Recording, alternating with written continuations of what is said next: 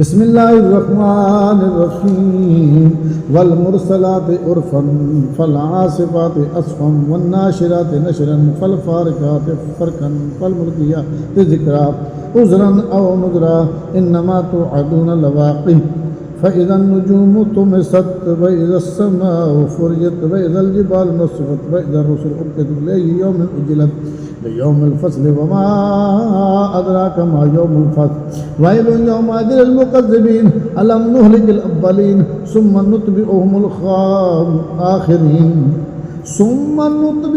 الآخرين كذلك نفعل بالمجرمين ويل يومئذ للمكذبين ألم نخلقكم من ماء مهين فجعلناه في قرار مكين إلى قدر معلوم فقدرنا فنعم القادرون ويل يومئذ للمكذبين ألم نجعل الأرض كفاتا أحياء وأمواتا وجعلنا فيها رواسي شامخات وأسقيناكم ماء فراتا ويل يومئذ للمكذبين انطلقوا إلى ما كنتم به تكذبون انطلقوا إلى ظل ذي ثلاث شعب لا ذليل ولا يغني من اللهب إنها ترمي بشرر كالقصر كأنه جمالة صفر ويل يومئذ للمكذبين هذا يوم لا ينطقون ولا يؤذن لهم فيعتذرون ويل يومئذ للمكذبين هذا يوم الفصل جمعناكم الأولين فإن كان لكم كيد فكيدون ويل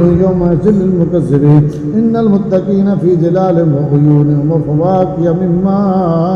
يشتهون كلوا واشربوا هنيئا بما كنتم تعملون إنا كذلك نجزي المحسنين ويل يومئذ للمكذبين كلوا وتمتعوا قليلا إنكم مجرمون ويل يومئذ للمكذبين وإذا قيل لهم اركعوا لا يركعون ويل يومئذ للمكذبين فبأي حديث بعده يؤمنون.